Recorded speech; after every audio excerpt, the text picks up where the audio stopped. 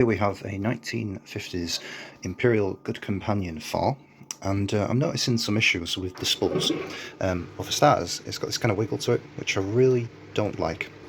So anyhow, I've noticed that usually there's a hole drilled into the spools for these pins here, there, right there, and that pin usually helps with the spool guidance, etc. But these spools, these smaller ones, not standard size, didn't have one.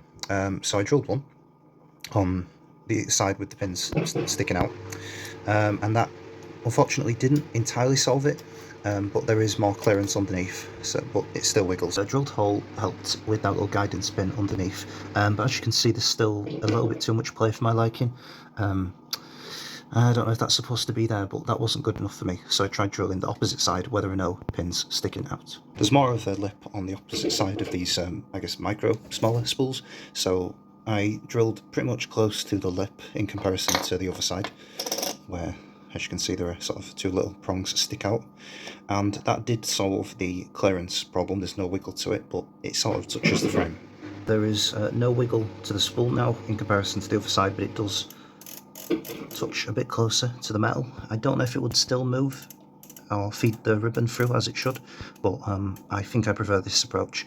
As you can see, the spikes on the top, usually they're on the bottom. Another thing which I found really interesting is it doesn't use the usual ink ribbon retain method. Usually there's sort of like a spike.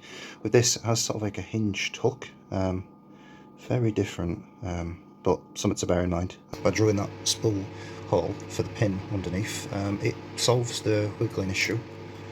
Barely there now, barely noticeable, and in theory it still spins bit by bit as it feeds the ribbon through. Obviously it touches the metal underneath, but I guess that's a cosmetic issue if you're bothered about it, but hopefully it should still run. And now I'm going to put the ink ribbon back on. And don't forget to file down the newly drilled holes on these spools, very fine diamond file, that way the ribbon, no chance of it tearing, I suppose. Ribbon and the spool back on. You want to move the spool tension lever out of the way, put the spool on, thread it through these guidance pins on the side, and your shift key should lift the carriage up out of the way, let it unblock. Then you want to feed the ribbon behind the middle two prongs, and then back through and underneath each side. So behind here, through, under, both sides.